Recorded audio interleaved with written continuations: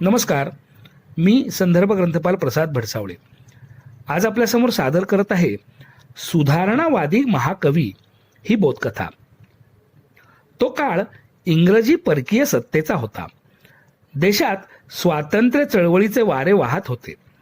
समाजातल्या बालविवाह, जरठविवाह, अस्पृश्यता आदी दुष्ट रूढींविरुद्ध जनमत जागृतीचे प्रयत्नही होत होते. जात पात पंथ असे भेद नष्ट करण्याचा व स्त्री शिक्षण, विधवा विवाह आदी सुधारणांचाही पुरस्कार केला जात होता. या सर्व आंदोलनात आधुनिक तेलुगू कवितेचे शिल्पकार गुरजाड वेंकट अप्पाराव अग्रस्थानी होते. आंध्रातील या नवयुगातील महाकवीने तेलुगू काव्यात स्वातंत्र्य प्रीतीचे, देशभक्तीचे व राष्ट्रीयतेचे तेजस्वी स्वर अत्यंत जोशात घुमविले. देश म्हणजे देशातील माती नसून तेथील माणसे आहेत असे ते नेहमी म्हणत. स्वातंत्र्य सहभागाबरोबरच सामाजिक प्रश्नांविषयीची तळमळ ते आपल्या लेखणीतून जाज्वल्यपणे मांडत.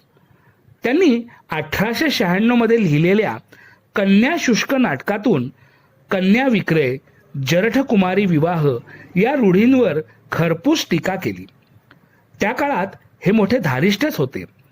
स्त्रियांवरील अत्याचार, हुंड्यासारखी अडवणूक, लग्नानंतर मुलींवर होणाऱ्या अन्यायाविरुद्ध ते नेहमीच टीका करत. आंदोलनातून जनमत जागृत करताना लोकांना कळणारी, बोलीच्या जवळची भाषा वापरली पाहिजे याबाबत ते आग्रही होते. लहान मुलांकडून त्यांचे आईवडील करीत असलेल्या फाजील अपेक्षाही त्यांना मान्य नव्हत्या.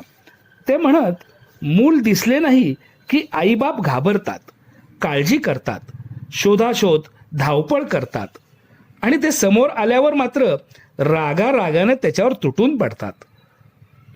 आजच्या काळात मुलांचे मानसशास्त्र म्हणून मांडले जाणारे हे विचार अप्पारावांनी शतकापूर्वीच अत्यंत गंभीरपणे मांडले.